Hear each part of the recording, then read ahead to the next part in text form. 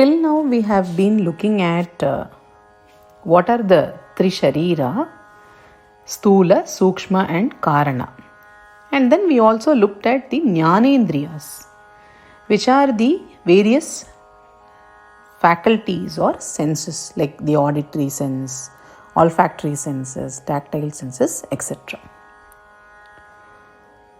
Let us look at what are the Karmendriyas.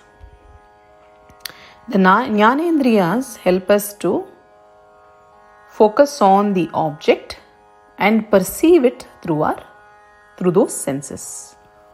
And then the cognition of that object happens. The Karmendriya basically help to act out in this world. Vakpani pada payupasthaniti pancha karmendriyani. Vak, Pani, Pada,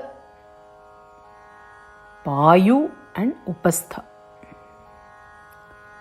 Vak is in terms of the power to speak, the power to hold, Pani, the power to walk, Pada,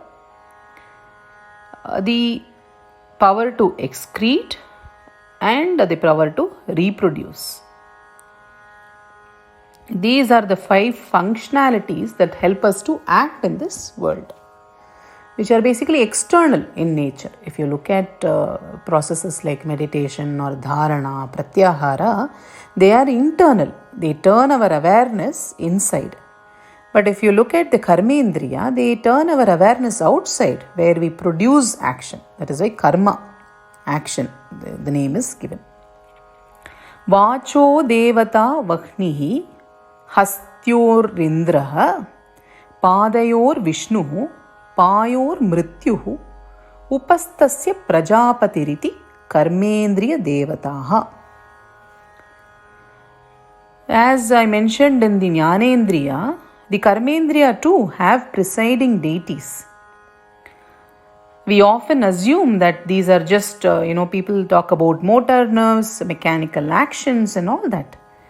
So we almost assume that things happen automatically without a certain intelligence governing them.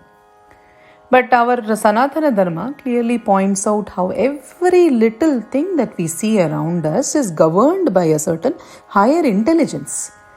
And we always start anything by bowing down to that higher intelligence. Whatever it could be. You wake up in the morning, you bow down to the sun. So you don't look at the sun as a hot glowing body. But you look at it as Surya Deva, who nourishes the entire earth and the solar system for that matter. And especially in Corona times, we do see the importance of the tapaha and tejaha, Shakti of the sun, isn't it? Without that, it would be so difficult. So similarly, there is a governing intelligence, there is a devata associated with each of the karmendriya. The presiding deity of speech is fire. Of the hands, hasta, indriya, indraha. The hands, it is Indra. For the feet, it is Vishnu.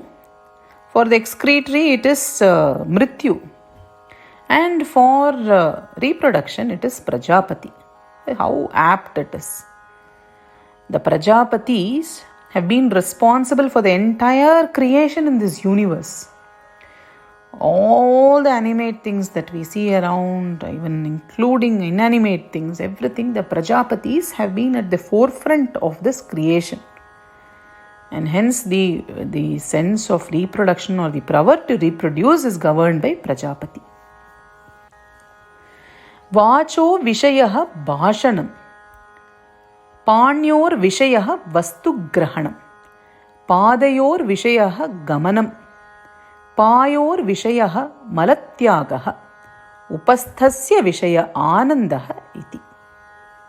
The functionalities of each of these is mentioned in terms of the subject of Vak is bhashanam, speech. The subject of Pani is Vastu Grahanam, holding on to a Vastu. The object or whatever the functionality of Padaha is Gamanam, to walk or to move. And for Payuhu, it is Malatyagaha, which is excretion, removal of waste. Right? And for Upastha, it is Ananda, is basically pleasure and procreation basically. So the functionalities are also highlighted in these verses.